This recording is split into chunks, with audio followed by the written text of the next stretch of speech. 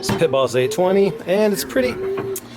Come on, dude. What are you doing inside here? Psh, silly little guy.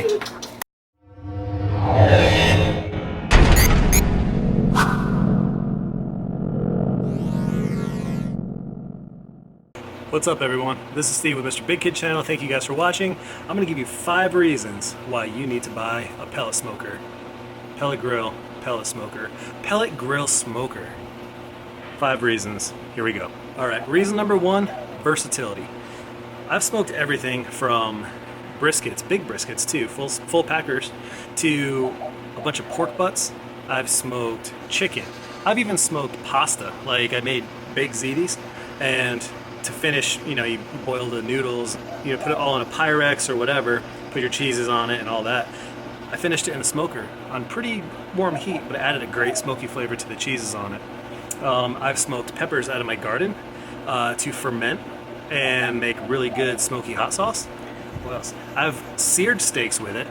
I've seared other meats. I've toasted bread on it. If you can bake it in an oven, you can bake it in the pellet smoker. You can keep it on really high and it doesn't give you a huge smoky flavor, or you can keep it lower, make it smokier, and give yourself a seriously good smoke to your food. Reason number 2, convenience. So smoking takes a little bit of a commitment. Smoking meat takes commitment. So I've had briskets in the smoker for over 14-15 hours. I sometimes don't wrap my briskets at all. I'd rather just let them in the smoker, go all the way from 40 degrees to 200 degrees when I'm cooking it.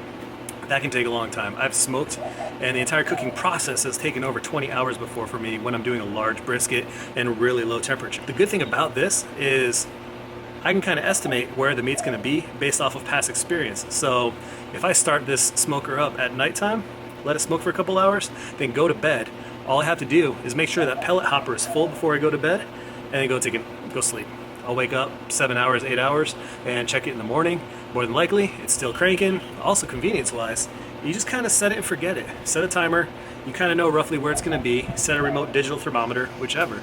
Put it in the smoker and let it finish. Now, you can maintain it. You can nurse whatever you're smoking. You can take apple juice, liquor, whiskey, whatever, and you can spritz your meat while you're smoking it. But otherwise, you don't have to. You can take your meat after you season it, whatever, throw it in the smoker, and let it finish. And you don't have to feed it wood chips. You don't have to fill the hopper. I like to keep it topped off, but you don't have to. You don't have to put in new wood chunks. You don't have to put in coal. You set it and forget it. Reason number 3, variety. So there's tons of different pellets you can buy for these things. My favorite pellet to use so far, pretty much for everything, and it works great with everything I've tried, is pecan. Right now I have maple in there, but I've seen hickory, there's mesquite, there's pecan, there's applewood, there's cherry wood, there's just so many different types of pellets that you can buy. So some people kind of have an assumption that, oh, you have a pellet grill, that means you're using company mixes like the Traeger mix or the Pitboss competition mix, which actually they're really good. But if you want to get a specific smoke flavor, like, you could just buy that pellet. You don't have to limit yourself to a mixed blend. Like I said, I use pecan for almost everything I do. I love the way pecan tastes, and I think it adds a great flavor. It's mild, it's not super smoky, but if I know I want to do like a smokier smoke, I'll usually use like hickory or mesquite, because they're a lot stronger when they smoke. So you still have a lot of variety when you have a pellet smoker or a pellet grill. Reason number 4, efficiency. Bag sizes are about 20 pounds for the ones I buy when you buy like the pure wood. But if you buy the competition blend, you get a 40-pound bag. And the hopper in my Pitboss holds about, I want to say 10 pounds in it. And that'll last me through an entire brisket and still have some left over. So, or if I just use this thing, fire it up real quick, do some burgers, do some hot dogs, you don't even see the level drop on it. So you get a lot of efficiency and use out of the amount of pellets that this thing actually eats up. It's pretty good. Charcoal, when I use my Weber with my charcoal Weber, which I love, so I'm not going to knock it, but I use the Kingsford briquettes. I just love the flavor. I've been using them since I was a kid. That's what my dad taught me to grill with. I want to say I get maybe 4, maybe 5 uses out of one bag of charcoal, whereas this, I could use this thing a ton of times as long as I don't do some big hog of a smoke, you know, a pork butt or a brisket, something that takes like, you know, 12, 15, 20 hours, yeah, that's gonna chew through some pellets. But these things are pretty efficient, and you can even optimize it. Obviously, if it's colder outside, it's gonna burn through pellets faster to maintain its temperature, but if it's warmer outside, it's not gonna burn the pellets nearly as fast. So you get a lot of bang for your buck with a pellet smoker. And finally, reason number 5, I'm gonna say, is consistency. Now, I don't mean consistency like texture, rather I mean consistency like I know what temperature setting and what P setting on my Pitboss, what I like to keep them at for different meats. So I know when I smoke a brisket, as long as I marinate it and keep all the factors the same when I throw it in there, it's gonna come out pretty close to the same. It maintains its temperature swings pretty well. I don't see a large temperature swing. Obviously a lot of that's weather dependent, but it doesn't seem too bad with this thing. So I can set a piece of meat in there, set it at 200 degrees, and know it's gonna be maintaining between like 195, maybe 210, but it's gonna be maintaining within that 20-degree swing, which is pretty good.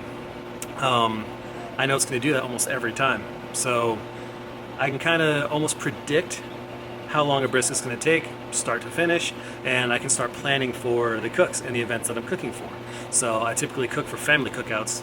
People like me to make my smoked meats for their parties, so I do. These things have just become consistent. You have to think of the thousands of hours on research and development and design that go into these guys, between your Traegers, your Green Mountains, your Pitbosses, and all that. These companies have put a lot of money into developing these smokers, or these grills. They're pretty good, and you can even add some additional tuning to them by modifying the P setting or the smoke setting and the burn rate and efficiency settings on these guys. That's all I got for you today, guys. Those are the 5 reasons why you need to buy yourself a pellet grill / smoker. They're awesome, and I mean, besides for the actual physical reasons to buy it, they're just fun, and they really expand your horizons because they make you feel like, I wonder if I can smoke that. Ooh, look, bacon. Let's re-smoke the bacon. Or, oh, hey, fresh vegetables. Let's smoke the vegetables. Or, hey, ice cream. Let's smoke ice cream. I don't know. I don't care. It's awesome, and it's a fun grill to have. So, thank you guys for watching. If you like these barbecue videos or shooting videos, please hit the subscribe button, hit the bell icon for notifications on when I produce new content, and I'm trying to throw you guys at least a video once a week. Might be barbecue, might be gun related, I don't know, maybe even both. So, barbecue and guns, right? I know, that's awesome. Talk to you guys later, have a good one.